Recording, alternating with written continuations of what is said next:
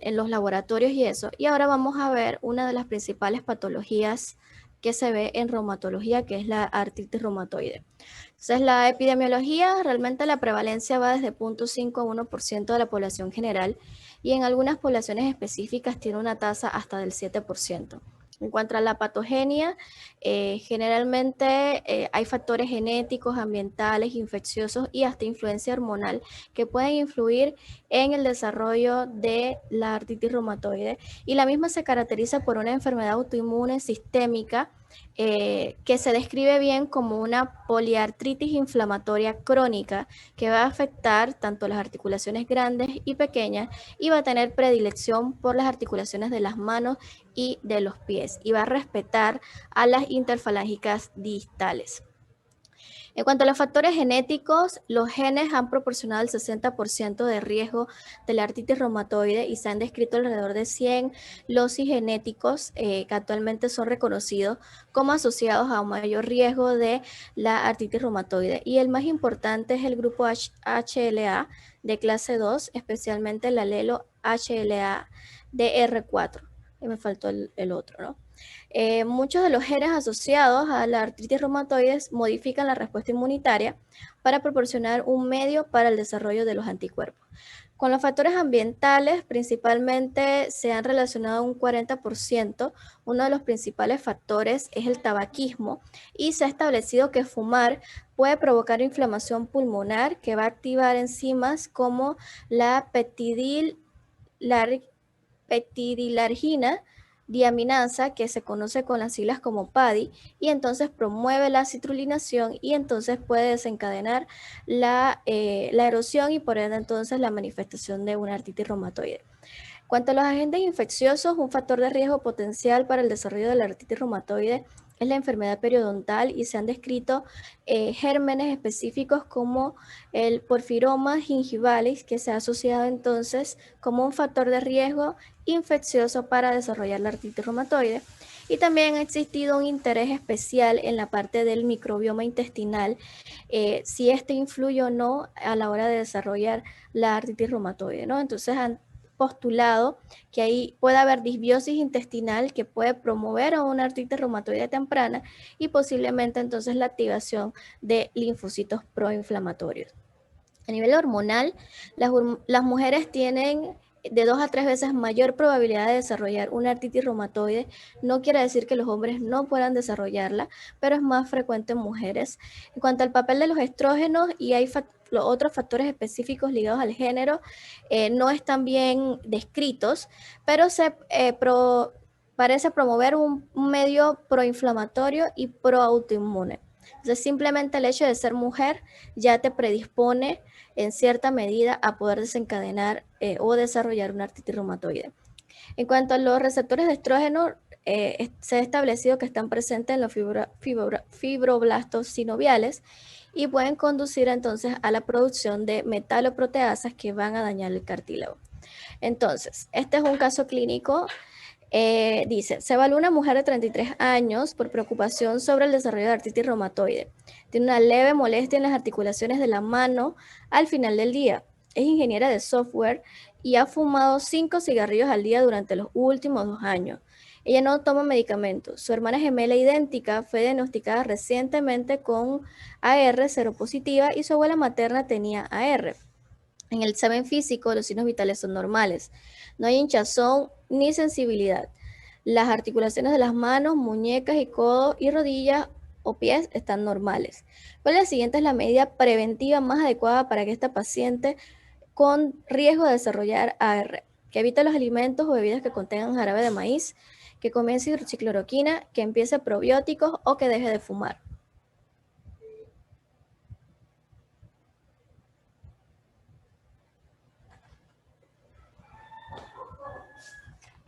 Eduardo, ¿qué opinas? Yo digo que deje de fumar. Ok, tú dices que deje de fumar. Aileen,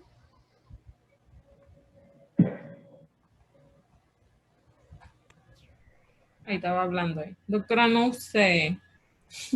ok. Pero de lo que te he dicho hasta ahorita, ¿qué puede influir en que ella lo desarrolle? O sea, ¿qué le dirías al paciente que te llega con esa consulta? que no sabes y que te deje buscarlo y después entonces le dices. No es mejor que deje de fumar como dice Eduardo. Creo que Ok. había Bueno, es escuchado. que es lo que No, veo pero más que fumar, significativo ahí en el Ok, caso. Walter se va por los probióticos. el Joel, fumar no hace que se vuelva más propenso a que termine con lo de la artritis. puede ser. Joel, ¿tú qué opinas?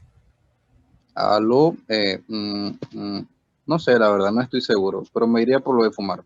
Que Ok. deje de- ¿Y Ángel? Eh, no sé, es que para mí sería fumar también, no sé, tiene que ver algo ahí. Ok. Ariel y Dayana. Bueno, yo también considero que hay que decirle a la paciente que deje de fumar. Ok. Y Dayana, ¿tú qué opinas? Uy, doctora, bueno, la verdad que no sé qué decirle porque también pensaría en que empiece probióticos, pero también está en que deje de fumar. Así que Ok. no, o sea, Ok, me falta. Ok, Maelis y Georgette. Bueno, yo digo que deje de fumar porque como lo mencionan en la historia, Ok. Ya Walter dijo. Ana, me falta Ana, Ella Adi. escribió que deje de fumar. Lo escribió en el... Ah, sí, ok. Es Sí. que no estoy viendo el chat.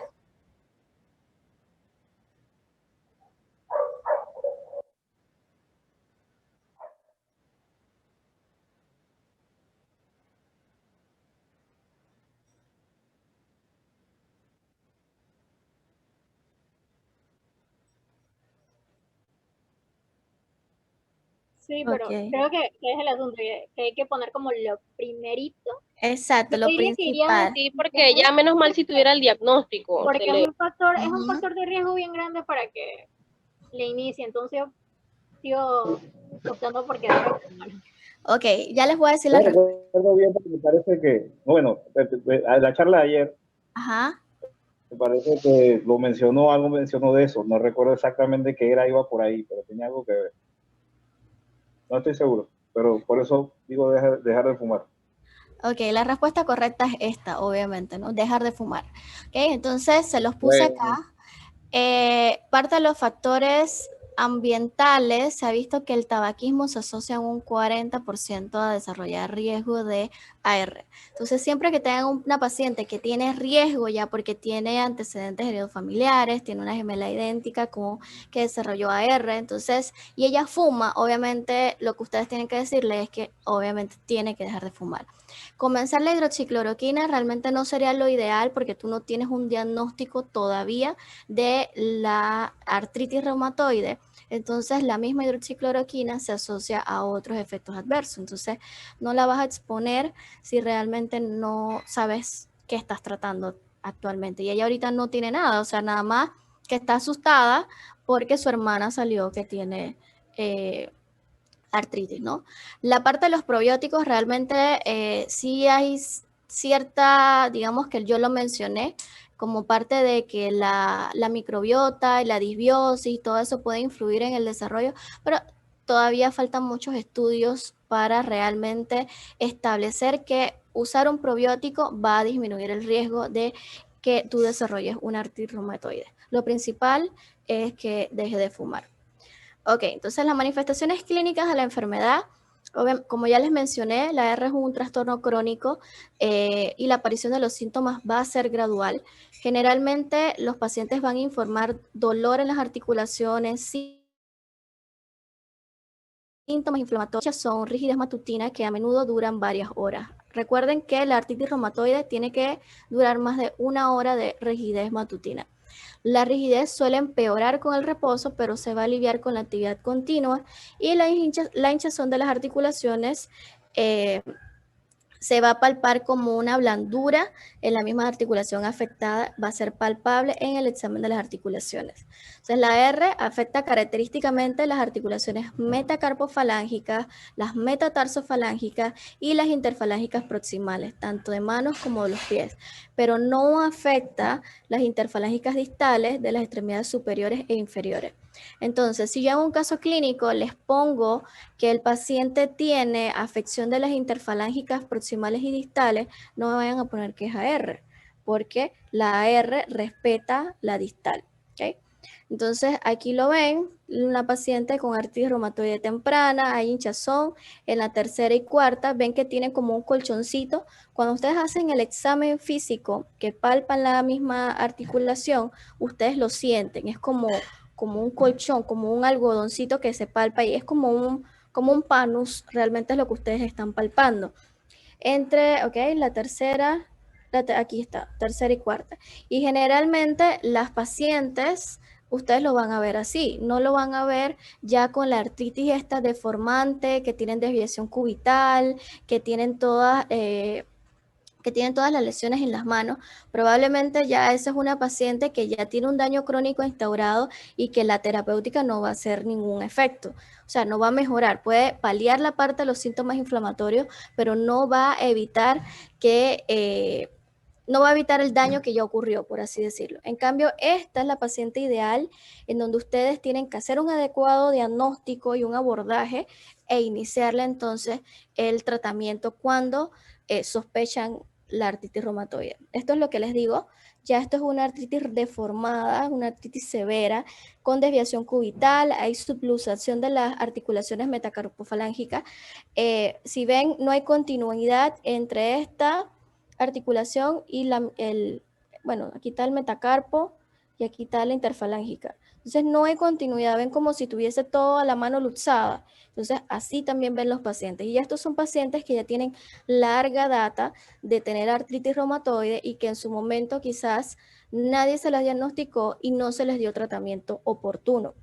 Entonces, como es más frecuente en mujeres, obviamente ustedes van a ver las señoras adultas mayores que probablemente han tenido artritis, que con las manos así, con las manos con desviación cubital, es que la mano se desvía totalmente hacia el cúbito, o sea, hacia el lado de acá, y ven la subluxación que hay de la parte de las metacarpofalángicas. Entonces, las muñecas, codos, hombros, las caderas, las rodillas, los tobillos se pueden ver afectados.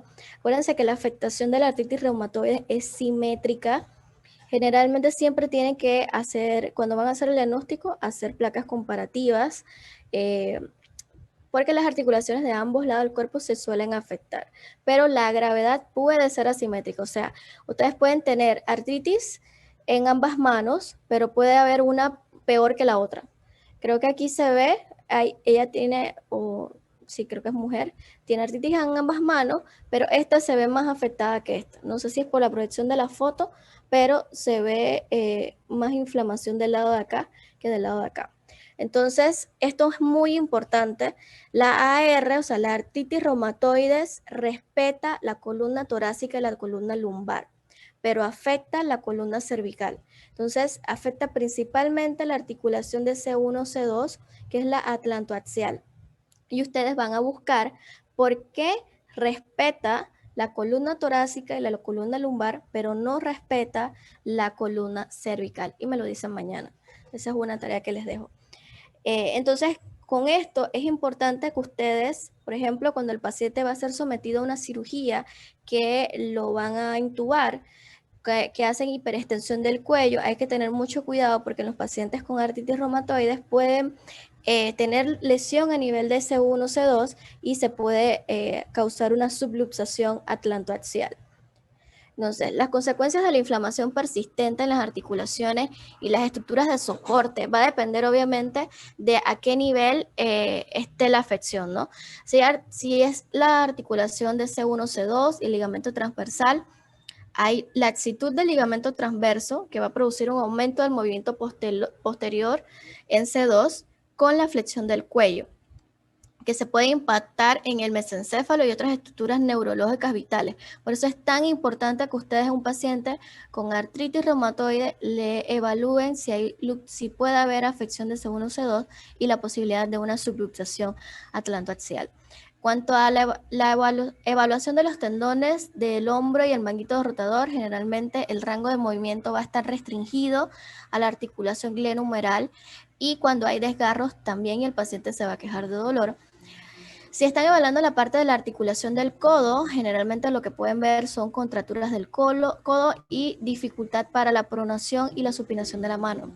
Cuando es la articulación del carpo y de la muñeca o los tendones del dedo, hay rango de movimiento restringido en la muñeca y hay síndrome de túnel del carpo, con ruptura entonces de los tendones extensores de los dedos. Si son las metacarpofalángicas y las estructuras circundantes, va a haber desviación cubital y subluxación metacarpofalángica.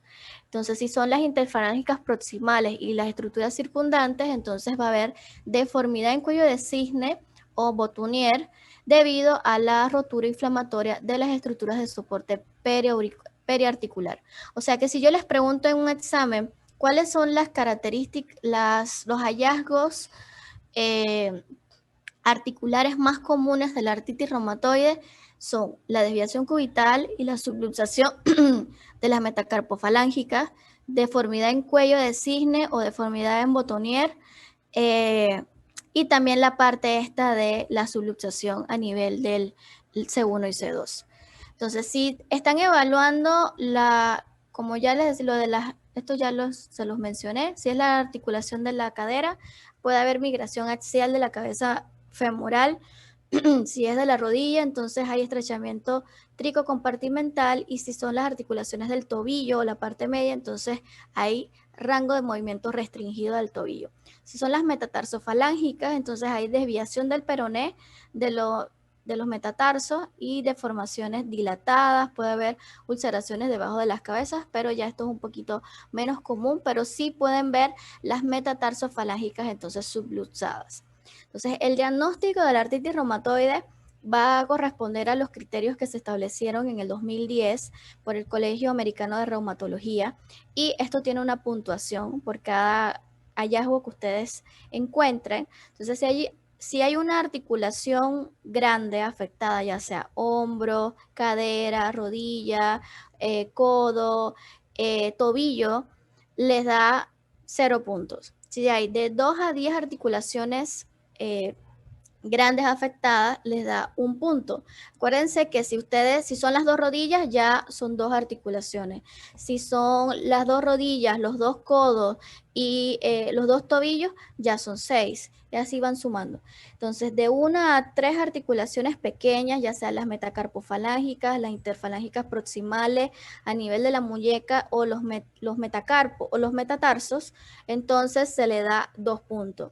Si son de 4 a 10 articulaciones pequeñas afectadas, acuérdense que cada articulación cuenta, no es dedos, sino cada articulación se cuenta como una. Entonces, si hay de 4 a 10 afectadas, entonces se le da una puntuación de 3. Y si hay más de 10 afectadas, se le da una puntuación de 5. En cuanto a la serología, deben de tener, si tienen un factor reumatoideo negativo y anticuerpos anti-CCP negativo, es 0 puntos. Si tienen un factor reumatoideo bajo, positivo o anticuerpos anti-CCP, 3 veces el límite superior normal, se le da 2 puntos. Y si hay un factor reumatoideo alto y unos anticuerpos anti-CCP, 3 veces sobre el límite superior normal, entonces se le da 3 puntos. Si esto básicamente es lo mismo, entonces cuando utilizan los factorantes de fase aguda,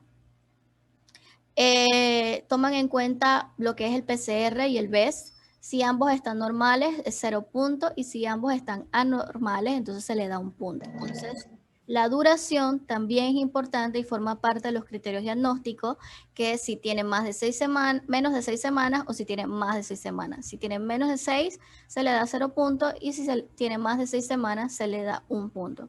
Entonces, necesitan 6 puntos para clasificar como artritis reumatoide. Es decir, si ustedes tienen una paciente que tiene más de 10 articulaciones pequeñas inflamadas y tiene una evolución de más de 6 meses, ya tiene criterio de artritis reumatoide, ¿no?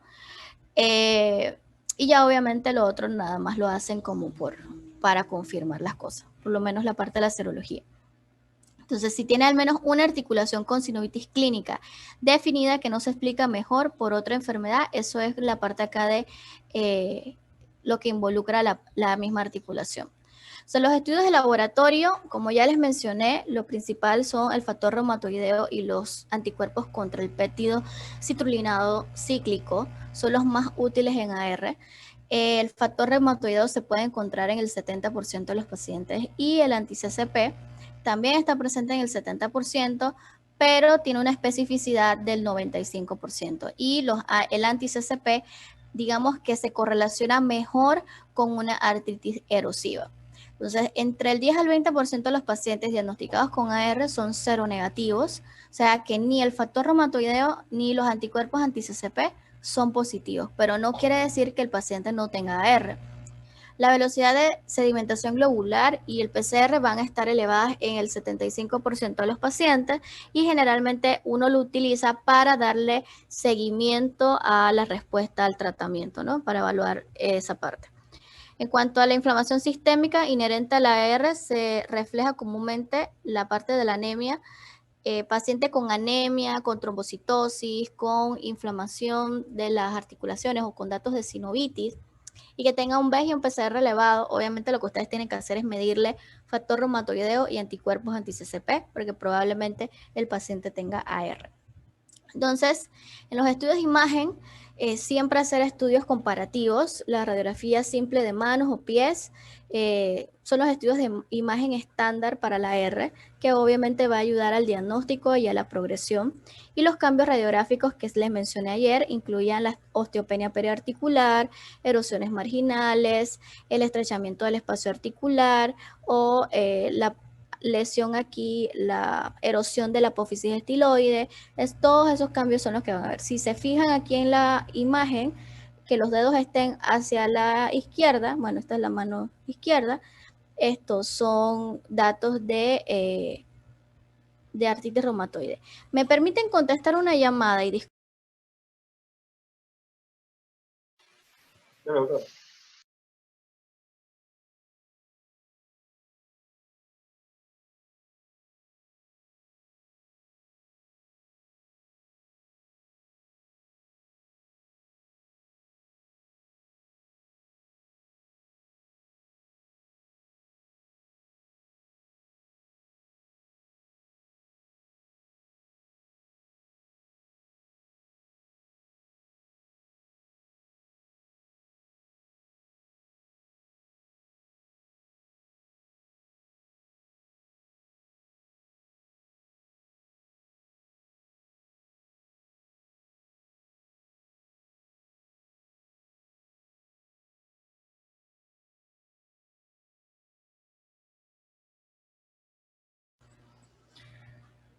Ok, entonces era lo que les decía, la parte de la desviación cubital y entonces a nivel de los pies, entonces también la parte de la osteopenia periarticular, la lesión a nivel de los metatarso falángicas, ¿no? Entonces la parte de la radiografía de la columna cervical con vista en flexión y extensión cuando sospechan una subluxación de C1 y C2 y la resonancia magnética y la ecografía ya son más sensibles que la radiografía para evaluar la progresión y determinar respuesta al tratamiento. Cada vez más la ecografía viene tomando un papel más preponderante en la parte de la evaluación de la sinovitis en los pacientes y obviamente de confirmar el diagnóstico en sí. Ayer yo les mostré una imagen de cómo se veía la erosión por medio de un ultrasonido, entonces cada vez se puede utilizar más esa herramienta. En cuanto a las manifestaciones extraarticulares, ya lo que es el mismo daño en la articulación, son consecuencias del desarrollo de la sinovitis dentro de la misma articulación y el revestimiento sinovial normalmente son pocas células de grosor que se van a expandir significativamente y van a producir entonces metaloproteasas que van a dañar el cartílago. Ok, entonces las manifestaciones a nivel de piel pueden haber nódulos reumatoides que son los más comunes en cuanto a las manifestaciones de la piel. Estos pueden aparecer a nivel del olecrano y pueden confundirse con tofos gotosos. Además de eso pueden aparecer en las articulaciones de manos, pies e incluso a veces hasta en los pulmones. Entonces tienen mayor riesgo de evolucionar a una dermatosis neutrofílica como el piodema gangrenoso o el síndrome de Sweet. Entonces, a nivel ocular, la manifestación más común es el ojo seco, que sería la queratoconjuntivitis seca, que se da entre un 10 a un 15% de los pacientes. También puede haber episcleritis o escleritis.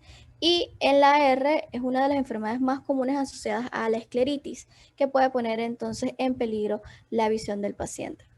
A nivel pulmonar, generalmente una de las manifestaciones es la enfermedad pulmonar, que puede ocurrir en un 5%.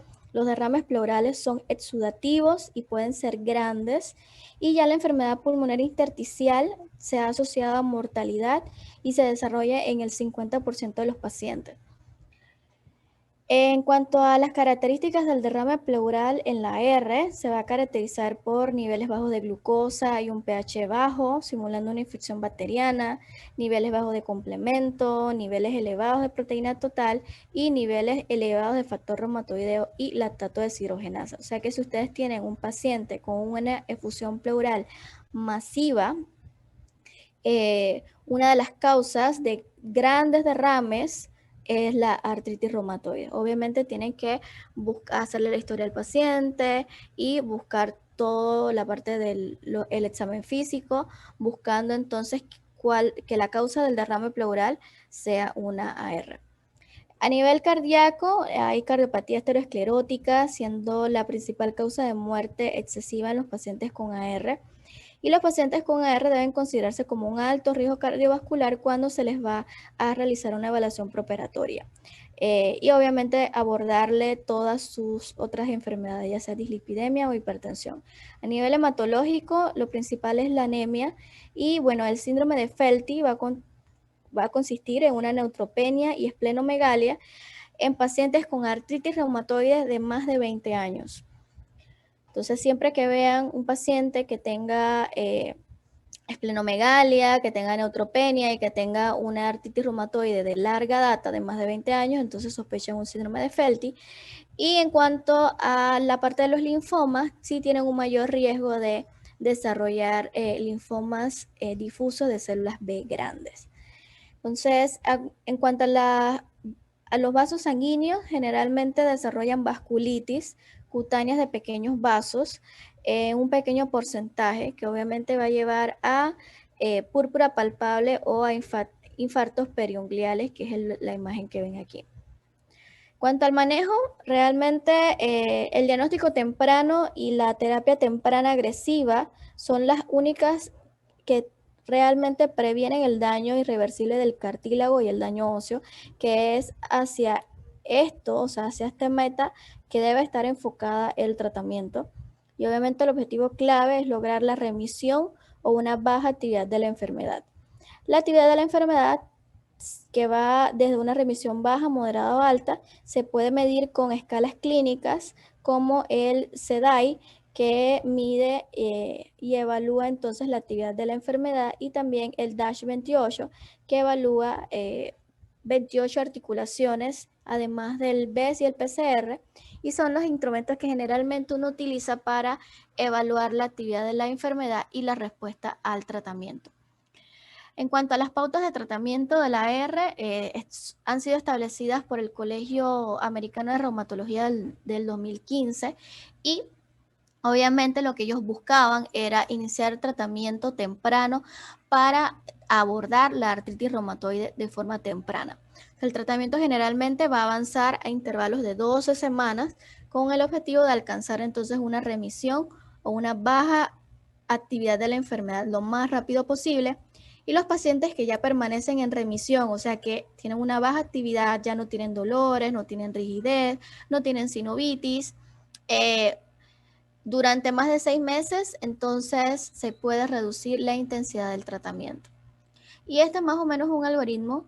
Por ejemplo, si tienen un paciente con artritis reumatoide de novo, o sea, un paciente naïf, se le debe iniciar fármacos modificadores de la enfermedad, ya sea en monoterapia, como usualmente se utiliza el metotrexato, o dependiendo de la actividad de la enfermedad. Si la actividad es baja, realmente lo que uno hace es que continúa el metotrexato en monoterapia, y obviamente se sigue evaluando al paciente para entonces hacer un decalaje de los medicamentos.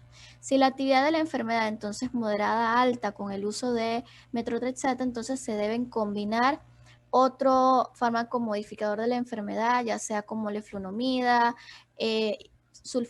sulfasalacina o hidroxicloroquina, o combinar el metotrexato con un inhibidor del factor de necrosis tumoral o una terapia biológica, ¿no? Como el tofacitinib. Entonces, una vez ya instaurado este tratamiento, entonces obviamente tienen que evaluar la actividad de la enfermedad. Si es una actividad baja, entonces darle seguimiento, ver cuándo el paciente llega a remisión y entonces hacer entonces el decalaje de los fármacos. Y si a pesar de esto el paciente tiene una actividad alta, entonces ya utilizar otra terapia alternativa, ya sea los anti-TNF de molécula pequeña con metotrexato o agentes biológicos como el rituximab o el infliximab u otro biológico que se esté utilizando. Entonces los AINES alguna vez fueron el pilar de tratamiento de la R, pero estos fármacos no van a modificar la enfermedad y no van a prevenir el daño articular. Digamos que se utilizan nada más es para controlar, o sea, los síntomas, o sea, el dolor de los pacientes y la inflamación, pero no previene el daño articular. En cuanto a los corticoides, sí tienen un efecto modificador de la enfermedad y se pueden utilizar dosis bajas de 5 a 10 miligramos por día para mejorar rápidamente los síntomas hasta que el medicamento modificador de la enfermedad haga su efecto o haya pasado el brote de la enfermedad. Entonces, la terapia a largo plazo de los glucocorticoides está asociada con efectos adversos como la osteoporosis, diabetes mellitus, infecciones, osteonecrosis, entre otras, ¿no? O sea, ya los fármacos modificadores de la enfermedad, principalmente es el metotrexato, que es el fármaco ancla de la artritis reumatoide y se puede utilizar tanto en monoterapia como en terapia combinada. Las dosis generalmente van hasta 15 miligramos semanales, una dosis por arriba de 15, entonces la absorción no es la más adecuada y siempre se debe suplementar el metotrexato con el ácido fólico, porque el metotrexato inhibe ¿qué inhibe el metotrexato, muchachos?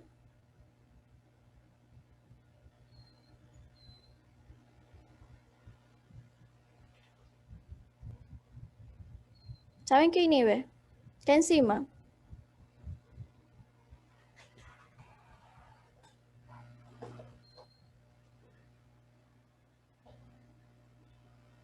Walter, ¿sabes qué enzima inhibe el metotrexato? ¿No tienes idea? ¿Por qué Doctora, la enzima dihidrofolato reductasa. Ok, por eso es importante darle ácido fólico, porque si no desarrollan anemia megaloblástica e inmunosupresión. Entonces, siempre que den metotrexato, deben suplementarlo con ácido fólico. Y obviamente el ácido fólico va a minimizar la toxicidad del metotrexato, pero no va a disminuir su eficacia. La sulfasalacina, la leflunomida y la hidroxicloroquina también se pueden utilizar en monoterapia cuando el paciente tiene reacciones adversas al uso del metotrexato y, o que no lo toleran, ¿no? Y bueno, la hidroxicloroquina es el agente menos potente, pero se puede usar en una enfermedad muy temprana cuando la puntuación de SEDAI o el DASH28 es muy baja. En cuanto a los biológicos, digamos que se pueden utilizar también en monoterapia, pero generalmente se usan con metotrexato y los que se usan normalmente son los inhibidores del factor de necrosis tumoral alfa, que tienen un inicio bastante rápido y demuestran sinergia con el metotrexato. Entonces, algunos que se han utilizado son el rituximab, el tocilizumab, que es un inhibidor de la interleucina 6, que ahorita ha tenido mucho auge con la cuestión del COVID, porque como bloquea la interleucina 6, se pensaba que podía tener un efecto antiinflamatorio en la respuesta inmune del COVID. Sin embargo, la verdad es que no funciona. Entonces, el único uso del tocilizumab es a nivel de, como tratamiento de artritis reumatoide. Otros biológicos que han sido utilizados son el abatacept y el tofacitinib, que es una molécula de Janus quinasa pequeña, ¿no? Digamos que a nivel institucional hay disponible el rituximab, el tocilizumab, creo que también hay abatacept, no recuerdo si hay tofacitinib en cuanto a la parte de los biológicos, pero ya para esto, cuando ustedes le van a administrar esto a un paciente, como son fármacos biológicos y son altamente supresores, tienen que hacerle una prueba de interferón gamma para ver si el paciente tiene una tuberculosis latente y se debe tratar primero la tuberculosis latente y después iniciar el biológico. Y también, obviamente, vacunar al paciente periódicamente, ¿no? Porque usar rituximab o alguno de los biológicos lo predispone a cursar con infecciones que pueden ser muy agresivas. Y cada biológico también tiene su efecto adverso y su contraindicación. Entonces, aquí les pongo una tabla de los fármacos no biológicos, o sea, metrotrexato, leflunomida, y bueno, aquí metí el tofacitinib, que realmente lo toman como un biológico, pero realmente es un inhibidor de la Janus quinasa. El mecanismo de acción, la indicación y obviamente lo que se debe monitorizar. Entonces, el metrotrexato, obviamente, bueno, aquí lo ponen que es altas dosis, es un antagonista o antimetabolito del folato y puede ser usado en enfermedades neoplásicas. A bajas dosis es un agente antiinflamatorio por la vía de la regulación de la adenosina. Inhibe, como ya lo dijo, creo que fue Aileen, ¿no? Que inhibe la dihidrofolato reductasa. Tiene sus indicaciones en artritis, en psoriasis, en artritis psoriásica y en otras enfermedades. Obviamente lo que ustedes deben vigilar con el uso de metrotrexato es hacerle una radiografía basal al paciente y evaluar por el desarrollo de enfermedad pulmonar intersticial, que como les mencioné se da en el 50% de los pacientes, hacerle un screening de hepatitis, o sea, medir las transaminasas. Cuando se elevan las transaminasas de 2 a 3 veces el límite superior, se debe suspender el uso del metrotrexato. Obviamente hacerle su hemograma, porque el metrotrexato causa mielosupresión y esa es la idea de darlo con ácido fólico, medir también la creatinina y obviamente darle el seguimiento cada 2 o cada 3 meses, ¿no? La parte de la hidroxicloroquina, en cuanto al mecanismo, es poco conocido, pero lo que hace es que estabiliza las vacuolas lisosomales, se utiliza principalmente en lupus y en AR, y también, ¿no? Vigilar la parte del hemograma y hacerle un examen de retina. Esto es bien importante porque con el uso de hidroxicloroquina pueden haber retinopatía causada por la hidroxicloroquina. Entonces es importante hacerle un examen de retina. La sulfasalacina también, el mecanismo es poco conocido en cuanto a su utilidad en la artritis reumatoide, pero también es el metabolito activo a nivel del tracto gastrointestinal y se usa en la artritis reumatoide, ¿no? La leflunomida inhibe la enzima mitocondrial de la dihidroorato deshidrogenasa, que bloquea entonces la síntesis de pirimidinas y se usa entonces en AR.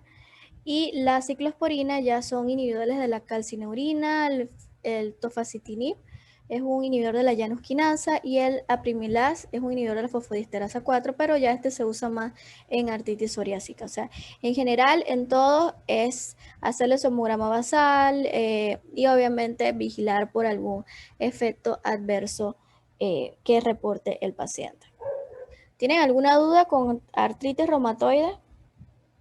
Yo tengo una, doctora, con Dime. respecto a usted mencionó que el metrotrexate se puede combinar con los no biológicos. ¿Ahí entraría la hidroxicloroquina? Sí, tú puedes combinar metrotrexate con hidroxicloroquina cuando, por ejemplo, el metrotrexate en monoterapia no te ha funcionado. O sea, lo pudieses combinar. O hay una que puedes usar metrotrexate creo que es hidroxicloroquina y sulfasalacina, pero obviamente siempre tienes que suplementarlo con la parte esta del ácido fólico. O puedes usar leflunomida, hidroxicloroquina y sulfasalacina. O sea, al final va a depender de la actividad de la enfermedad del paciente. Algunos, por lo menos con metrotrexato, generalmente entre el 30 y el 40% logran una remisión, pero el resto no. Entonces, cuando no la logran, es necesario hacer la parte esta de añadirle otro medicamento. Ah, chévere. Tenía otra preguntita. Con respecto a lo de las articulaciones, eso no me quedó muy claro. Y la verdad quisiera estar claro en eso. Ok, Usted la mencionó evaluación. exacto, la evaluación. Que había Ok. que tomar las articulaciones por individual. Pero, por Ajá, ejemplo, si ok, tengo mira, en la falange un ok, dedo, otro dedo, o sea, ¿cómo? ok, Ajá. estás viendo mi cámara, ¿no? Me Ajá. ves. Esto es una articulación donde yo estoy tocando. Aquí hay 1, 2, 3, ¿ok? Entonces, cuando evalúas acá, esta es 1, 2, 3, 4. Cuando evalúas acá, tú vas tocando, generalmente no vas a tocar, no sientes y no puedes diferenciar todos los huesos del carpo. Por eso es que la metacarpo la tomas como, la puedes tomar como una, la de la muñeca, ¿ok? Entonces, a lo que me refería es que la artritis afecta principalmente las proximales, o sea, esta de aquí y esta de acá. Generalmente respeta esta. Entonces, si tú tienes una paciente que tiene esta interfalángica hinchada, tiene sinovitis aquí, tiene sinovitis acá, tiene acá también, ya van 1, 2, 3, 4, 5, 6, 7, 8 y de la otra mano que tenga las mismas afectadas, ya tienes 16. Entonces ya tienes 5 puntos. O sea, a eso es lo que me refería con que no se evalúa, dije, le duele el dedo completo. No, es articulación por articulación. Entonces, cuando ustedes hacen un examen, el examen físico de buscando artritis, tienen que evaluar articulación por articulación. Van una por una en los dedos, sintiendo si hay sinovitis, si hay como un panus, que es la parte inflamatoria, que van a sentir como un colchoncito, y en ambas manos, siempre es bilateral. Evalúan si hay limitación al movimiento, o sea, si el paciente, por ejemplo, esto es lo normal y ustedes le intenten llegar hasta acá y está rígido, o sea, no se mueve. Hay limitación a la extensión. Igual, evalúas codo, evalúas hombro, si tiene limitación al movimiento, igual evalúas las rodillas, siempre bilateral. Por eso es que van a tener muchas articulaciones afectadas en la artritis reumatoide. O sea, porque ponte que si tienes las 2 rodillas, los 2 codos, los 2 hombros, ya tienes 4, 2, 6 articulaciones grandes. Y además de eso tienes, ponte que tienes 1, 2, tienes 3 dedos de la mano izquierda con 2 articulaciones inflamadas en cada dedo, son 6, y del otro lado igual, o sea, ya tienes 12. 12 más 6 son 18 articulaciones afectadas. Entonces, eso es importante porque cuando ustedes van a evaluar la respuesta al tratamiento, ustedes tienen que evaluar articulación por articulación para poder, cuando entran al DASH 28, que son 28 articulaciones, ustedes puedan decir la cantidad exacta de articulaciones que el paciente tiene con sinovitis. Y ellos ahí con lo que tú pones del B y el PCR, te tiras si tienes una remisión, si hay remisión, si hay actividad baja, si el paciente ya está en remisión, si tienes una actividad moderada, una alta actividad de la enfermedad. Y eso te dice a ti que, bueno, si ahorita está en remisión con el tratamiento que le estoy dando, tú la dejas con el metrotrexato y la evalúas en 3 meses. Siempre tienes que monitorizar la parte de los efectos adversos. Y obviamente ustedes no van a hacer ningún cambio de terapia antes de las 12 semanas. O sea, ustedes le iniciaron, por ejemplo, me vieron a mí y yo tengo dolor articular, tengo alrededor de 2 articulaciones pequeñas afectadas, tengo VES elevado, PCR elevado y tengo 3 articulaciones grandes. Ya por el colegio americano yo tengo artritis, ¿ok? Entonces ustedes vienen y me inician me quieren iniciar el metotrexato. Antes de iniciar el metotrexato, ustedes deben hacerle una radiografía de tórax para evaluar que no haya ningún daño pulmonar previo al inicio del metotrexato y deben hacerle un hemograma y una química completa. En la química completa deben evaluar las transaminasas, ¿okay? Porque ustedes tienen que tener un valor de referencia antes de iniciar el tratamiento, porque si al cabo de 3 meses ustedes le repiten los laboratorios y las transaminasas que inicialmente estaban normales a los 3 meses están 3 veces el límite superior, entonces el daño lo ocasiona el metotrexato y hay que suspenderlo, porque puede causar una hepatitis fulminante, entonces, y llevar al paciente a una falla hepática. Entonces, son los cuidados que hay que tener con el uso del metotrexato, y por lo menos a nivel pulmonar, si ustedes en esos 3 meses el paciente desarrolla una enfermedad pulmonar intersticial o les dice, me empecé a cansar, o ven trazos reticulares que ya impliquen alguna sospecha de fibrosis que puede estar asociado al metotrexato, entonces deben suspenderlo. Entonces, esas cosas hay que tomarlas en consideración. Y ya entonces, después de los 3 meses, si no hay remisión de la enfermedad o no hay una actividad baja, entonces ustedes consideran añadir otro medicamento modificador de la enfermedad. Y ya en los brotes utilizarían entonces lo que son los AINES, pero de forma limitada, no dárselo por más de 5 días al paciente, y los corticoides. Los corticoides ayudan, ayudan también a modificar la evolución de la enfermedad y también a disminuir la parte esta de la inflamación, y se usan generalmente en los brotes agudos, ¿no? Eso más o menos en resumen de lo que ustedes deben de ver y evaluar en un paciente con artritis. Ok, Pero doctora. como vieron, tiene múltiples manifestaciones y tiene bastantes complicaciones, o sea, no es una enfermedad fácil, no es fácil de tratar. Diagnosticarla quizás no sea tan difícil, pero a veces puede confundir un poco.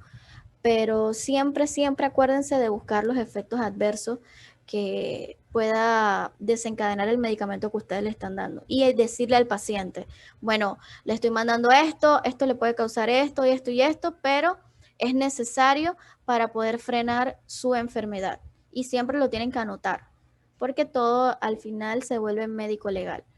¿Okay? Otra preguntita, doctora, y disculpe Dime. que moleste tanto hoy. Dime.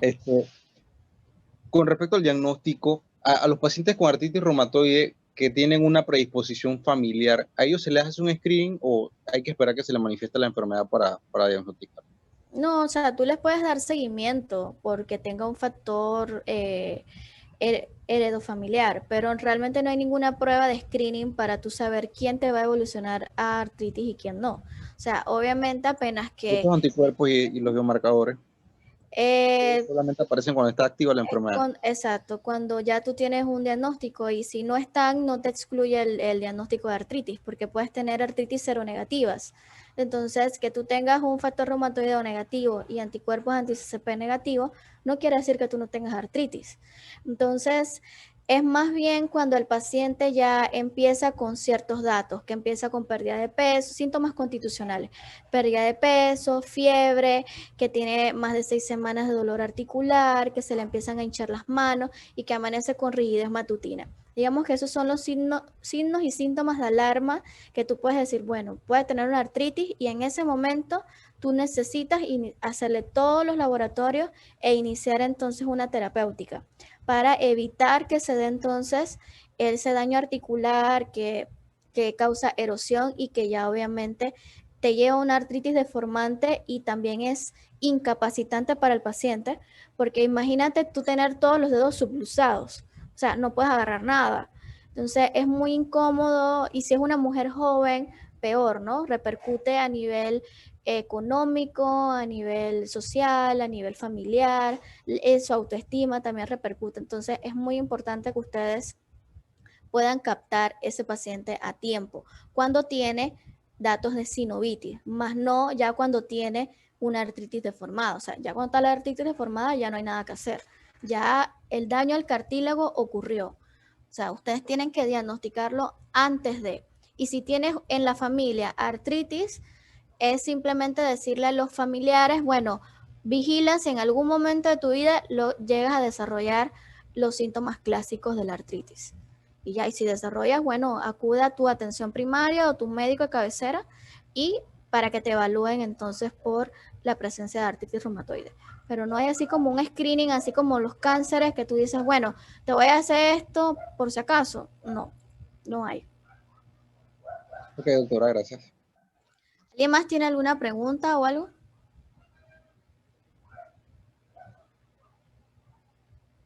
¿No? Ok.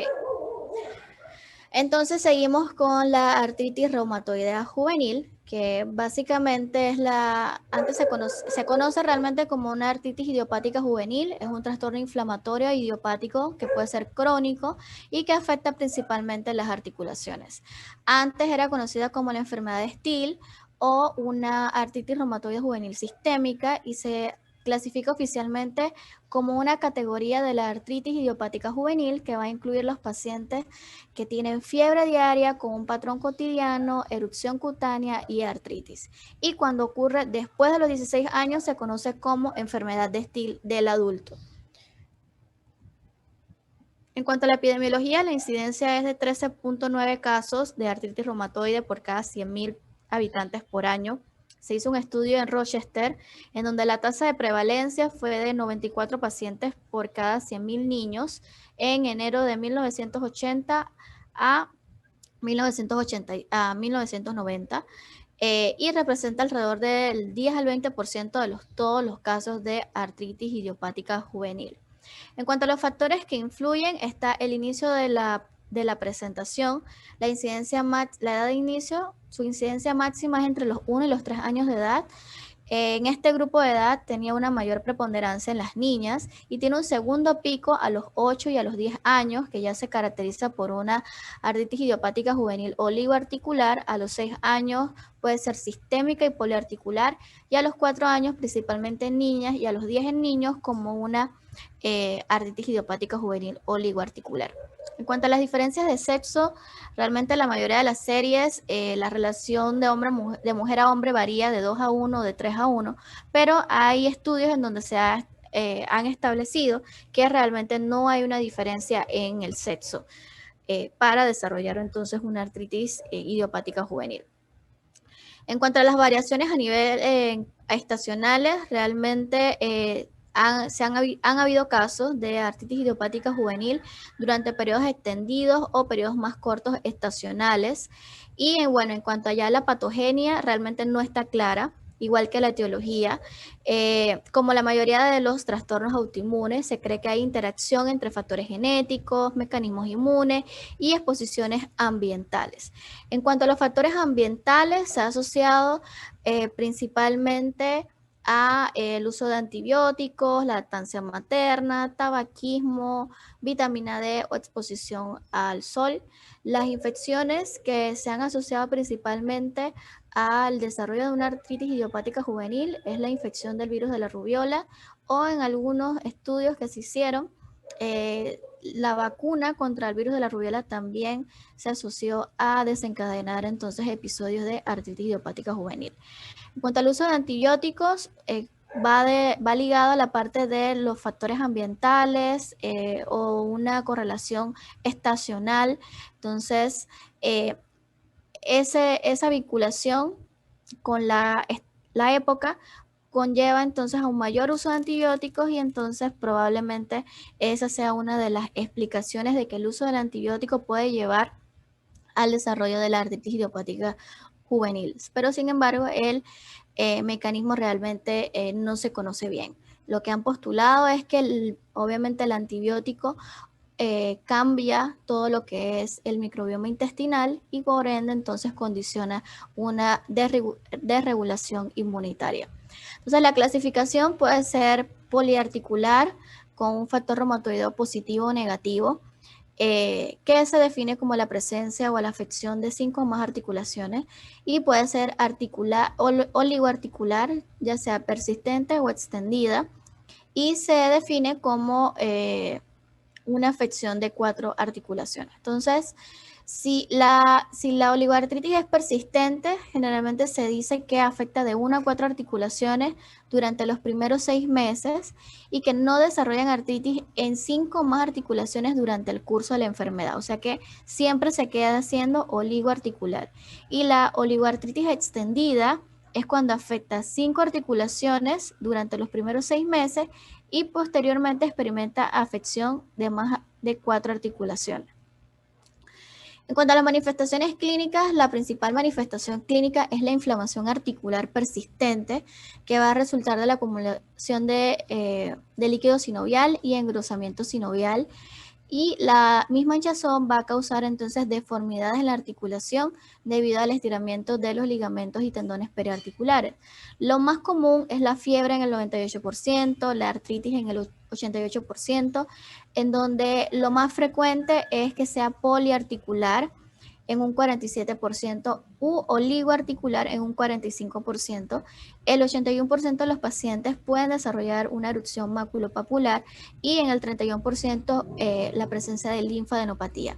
Entonces lo que ven en la imagen es el patrón de la fiebre, que es una fiebre cotidiana en donde hay picos altos de más de 38 grados, de 38,5 y que bajan o descienden hacia una temperatura normal o subnormal durante el resto del periodo de 24 horas. Y esto es lo que se conoce como fiebre cotidiana. Entonces, cuando tengan un paciente con sospecha de una artritis idiopática juvenil sistémica, van a tener fiebre, que es una de las características más comunes, además de la parte articular, y que el patrón de fiebre sea así: fiebres altas con temperaturas normales en un lapso de 24 horas. En cuanto a la erupción, con frecuencia se presenta una erupción evanescente, macular o rosa salmón, y también a veces hay la presencia del fenómeno de Kochner, que realmente son microtraumatismos. O sea, ustedes le generan como una lesión en la piel del paciente y le queda la marca, pues. Es como un dermografismo, es el fenómeno de Kochner. Entonces los más pequeños tienen una ligera palidez a su alrededor y los más grandes suelen presentar palidez central. Obviamente este eritema, esta erupción maculopapular evanescente en las personas que son de color más oscuro es un poquito más difícil de evaluar. En cuanto al síndrome de activación de macrófagos, es la principal complicación de una artritis idiopática juvenil y también se puede ver, aunque menos frecuente, en los pacientes con artritis reumatoide y se puede presentar dentro de los primeros días o semanas del inicio de la enfermedad. Y lo que tienen que tener en cuenta o sospechar de este síndrome es paciente que tenga fiebre persistente, un exantema típico, que esté coagulopático, haya disminución del recuento de glóbulos blancos y glóbulos rojos, tenga trombocitopenia o hepatitis e hiperferritinemia. Digamos que lo más importante aquí es la ferritina elevada, la fiebre persistente y los otros datos de marcadores ya de una enfermedad bastante agresiva. Y esta enfermedad puede condicionar poner en riesgo la vida del paciente. En cuanto a las manifestaciones articulares, obviamente la artralgia son las más frecuentes en las primeras etapas de la artritis idiopática juvenil y afecta las rodillas, muñecas, tobillos de forma más típica, ¿no? La micropnatia y la fusión de la columna cervical debido a la misma artritis y de las articulaciones temporomandibulares y a nivel del cuello se pueden presentar en aquellos pacientes que tengan una larga duración de la artritis idiopática juvenil, y ya estas anomalías en el pasado afectaban cerca del 50% de los niños, pero se ha visto que cada vez menos se manifiestan, ¿no? Entonces aquí hay las características principales de la artritis idiopática juvenil sistémica, la oligoarticular y la poliarticular. En cuanto al porcentaje, la más común es la oligoarticular, que es un 50%. En cuanto a la afección por sexo, la sistémica es tanto igual en hombres como mujeres. La oligoarticular es más frecuente en mujeres, igual que la poliarticular. Los años se presentan antes de los 17 años. Recuérdense que después de los 16 años si se diagnostica una artritis idiopática juvenil, ya no es una artritis idiopática juvenil, sino que ya es una enfermedad de Still del adulto. La oligoarticular tiene dos picos, uno entre 1 y los 3 años y el otro después entre los 8 y los 10. Y la poliarticular también entre los 2 a los 5 y después de los 10 a los 14. En cuanto a las articulaciones afectadas en la sistémica, puede ser cualquier número de articulación afectada, la oligoarticular 4 o menos, y la poliarticular generalmente son más de 5. La fiebre va a estar presente en la sistémica, pero no así en la oligoarticular y la poliarticular. Es raro que en la sistémica haya uveitis, pero en la oligo va a estar en el 20%, igual que en la poliarticular. En cuanto a los hallazgos de laboratorio, generalmente cuando es sistémica va a estar elevado el recuento de glóbulos blancos, la hemoglobina puede estar baja, el BES puede estar elevado, va a tener un ANA negativo y un factor reumatoideo negativo, y la ferritina puede estar generalmente mayor de 1000 en la sistémica. Pero en la oligoarticular realmente lo único positivo va a ser el ANA en un título de 1 en 40 o 1 en 80, y en la poliarticular se presenta entonces el factor reumatoideo en un 10 o un 20% cuando tienen más de 10 años los pacientes. Y la ferritina en ambas puede estar normal en la oligo y puede estar levemente elevada en la poliarticular. En cuanto a la respuesta al metrotrexato, es deficiente, deficiente a moderado en la sistémica, pero en la oligo y en la poliarticular al paciente le va muy bien. Y en cuanto ya obviamente a los fármacos biológicos, el uso de inhibidores de TNF y el uso de inhibidores de interleucina 1 e interleucina 6 le va mejor en la sistémica, y ya en la oligoarticular les va mejor con inhibidores de la interleucina 6, pero no tienen casi respuesta a la interleucina 1, igual que en la poliarticular. Entonces, los laboratorios lo que van a encontrar generalmente en un paciente con artritis idiopática juvenil, que los glóbulos blancos pueden estar entre 20.000 a 30.000, y lo que va a predominar son los granulocitos, o sea, los neutrófilos. Van a tener una trombocitosis reactiva, como pasa en la artritis reumatoide. El BES va a estar elevado, la velocidad de sedimentación globular va a estar elevado. En más de 100 implica una enfermedad activa, y la ferritina también elevada se da en la artritis idiopática juvenil. Y ya la anemia se puede presentar, pero generalmente es una anemia leve, ¿no? Y se da por la disminución de la síntesis y la mala absorción de hierro oral en lugar de una mayor destrucción del glóbulo rojo.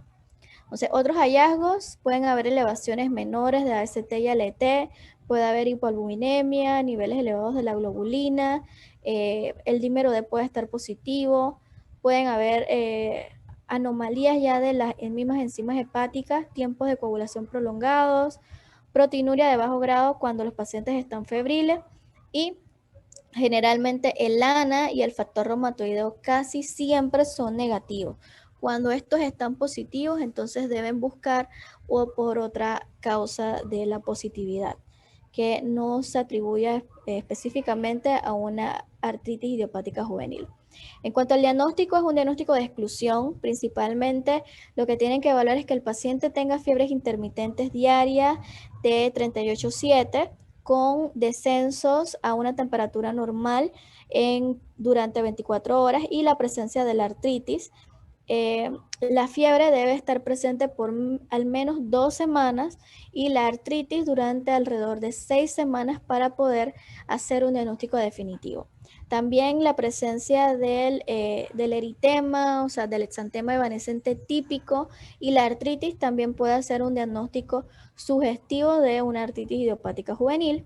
Y bueno, ya en cuanto al manejo, realmente es similar al manejo de la artritis reumatoide. Se han utilizado los AINES, glucocorticoides y los fármacos modificadores de la enfermedad, tanto biológicos como no biológicos. En cuanto a los AINES, básicamente no han demostrado ser útiles para los niños con artritis idiopática juvenil. En cuanto a los glucocorticoides, no hay ensayos aleatorizados para el tratamiento de la artritis idiopática juvenil y deben usarse con prudencia por obviamente sus efectos adversos. Se pueden utilizar en la fase aguda para preservar las actividades de la vida diaria, y la dosis generalmente es a 0.5 miligramos por kilo por día de prednisona o su equivalente, y durante la duración del tratamiento debe ser inferior a 6 meses. En cuanto a los fármacos no biológicos, el que más utilizado es el metotrexato, y la dosis generalmente va de 25 a 30 miligramos por metro cuadrado o de 0.5 a 1 miligramos por kilo por semana, a una dosis máxima de 25 miligramos por semana.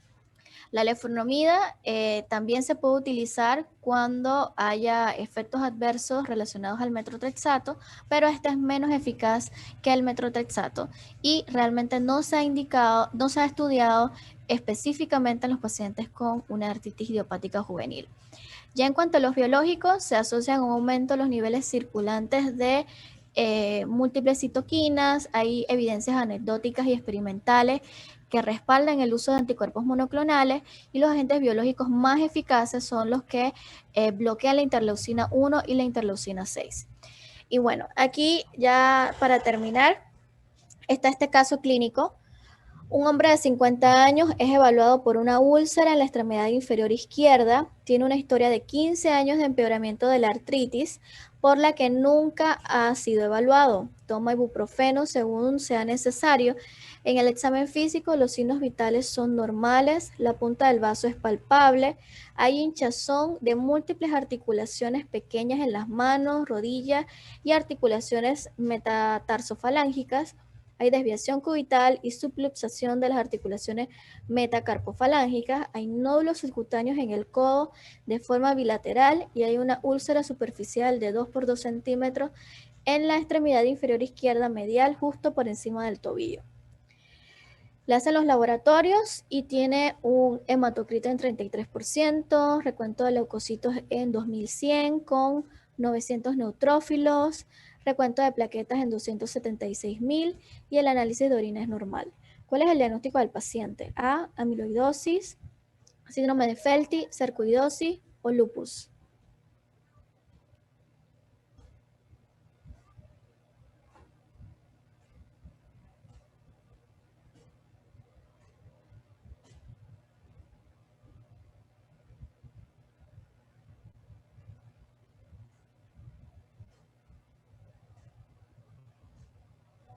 Doctora, ¿puede poner el caso de nuevo?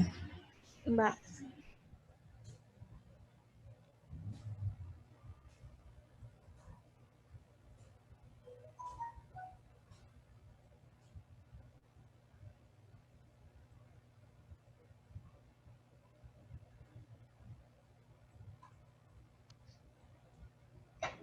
¿Era Felty, doctora?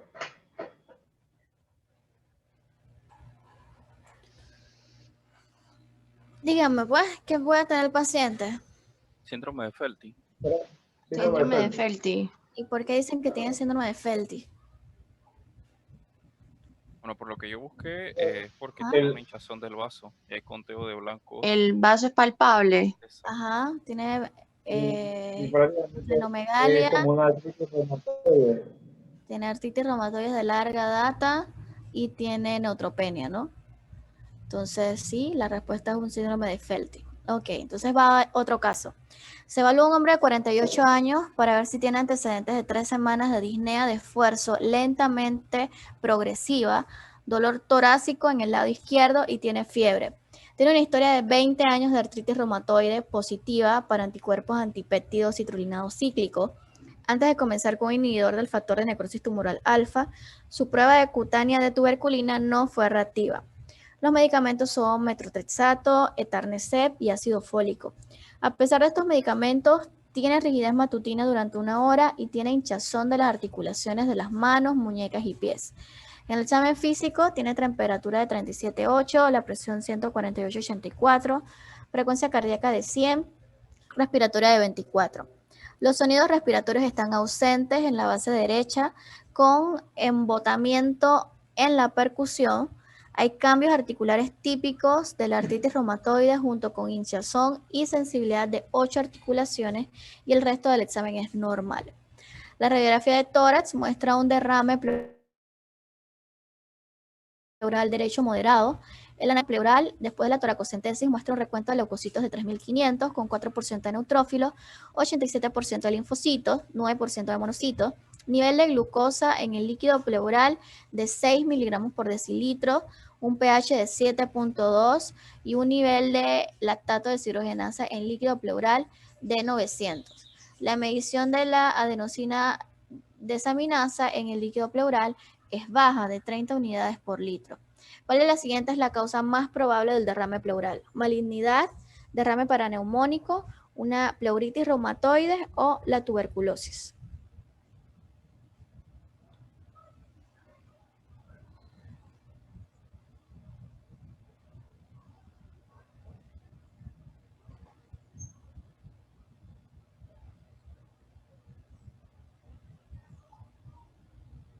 ¿Podría ser la C? No sé, ¿qué me dicen ustedes de la charla? Ok, era este, ¿no? Puede ser. También puede ser un derrame paraneumónico. ¿Por qué no sería tuberculosis? Porque le hicieron la prueba esta del metotrexate. Prueba de metrotexate. No, Porque no. para cuando se le dan, anoté que cuando se hace este medicamento hay que hacer prueba de interferón gamma por riesgo de por una tuberculosis y ver si hay infecciones. Y salía que ahí como Pero que no era el Tiene metrotexate. pérdida de peso. Tuberculina. inmunosupresores. Sí, pero no era el metrotexate. Eran los Prueba de biológicos. tuberculina. Y se hace la prueba de tuberculina, ¿ok? Fenorreactiva. Ajá. ¿Y qué otra cosa tiene que apoya que no sea tuberculosis? No tiene historia de pérdida de peso. Además de eso, acuérdate que la pérdida de peso la puedes tener en la artritis y también la puedes tener en la tuberculosis. O sea que la pérdida de peso no es sensible ni específica para tú decir que tiene o no tiene tuberculosis. ¿Qué otra cosa hay que te dice que no es tuberculosis?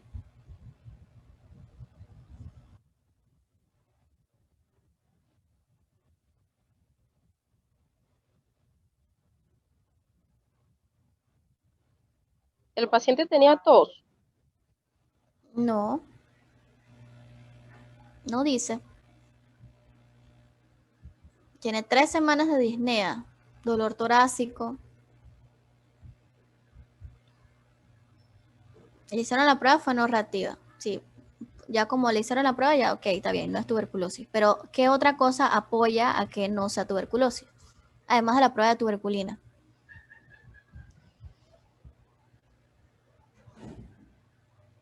¿Qué es la adenosina desaminasa en líquido pleural?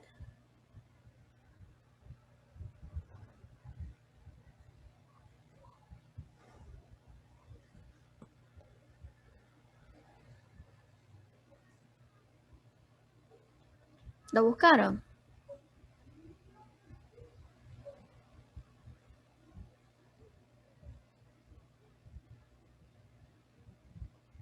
Dice que es para diagnosticar derrame pleural tuberculoso. Ok, ¿cuánto es el valor de corte? ¿Arriba de cuánto tiene que estar para tú decir o sospechar que pueda ser tuberculosis?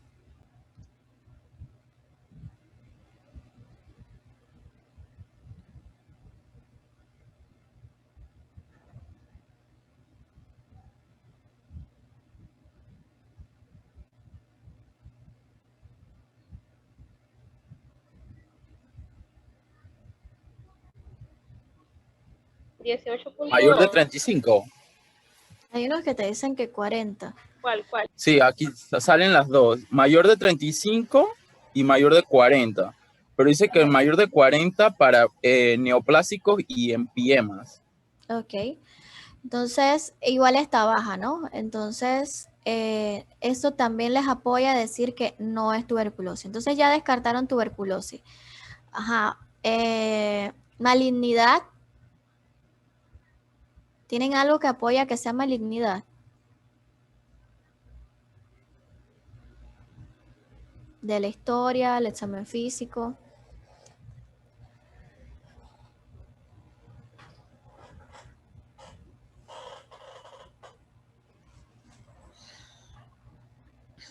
O un derrame paraneumónico.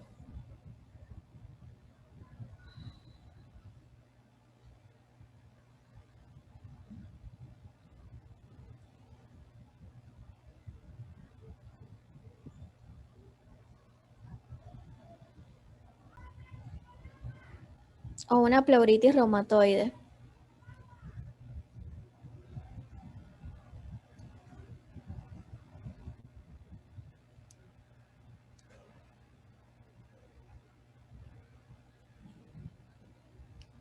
Digan algo, muchachos, decídanse. Todos votan por que sea la C o porque sea la B, no sé. Ya la D la quitaron. Yo me sigo yendo por la C. La C. Ok, la C. Ok. La respuesta obviamente es la C. No solamente porque estamos viendo a un paciente de reuma, sino por las características del líquido, ¿no? Tienen un paciente que tiene predominio de linfocitos, tiene consumo de glucosa, tiene un pH bajo, tiene una LDH alta. Entonces, todas esas características apoyan a una pleuritis reumatoide. Entonces, en el contexto de un paciente que tiene muchos años de tener artritis reumatoide, que tiene fiebre, que está mal controlado, tiene actividad de la enfermedad, entonces si ustedes ven un paciente así y tiene una efusión pleural, entonces tienen que hacerle una toraco. Y obviamente si predominan los linfocitos, si aquí hubiese predominado los polimorfonucleares o neutrófilos y el paciente tuviese inicio de una semana de estar tosiendo, de que el esputo ha cambiado de color, que tenga otras características clínicas, entonces ustedes pudiesen pensar que fuera paraneumónico, ¿ok? Pero en el contexto de él, tiene predominio de linfocitos, la glucosa está consumida, está muy, muy consumida, el pH está bajo también y el LDH está alto. Entonces eso apoya a los hallazgos que hay en una efusión pleural de causa por una artritis reumatoide, ¿no? O sea, una pleuritis reumatoide, ¿ok? Entonces, no, imagino que no tienen ninguna pregunta ni nada por el estilo, o si tienen alguna pregunta.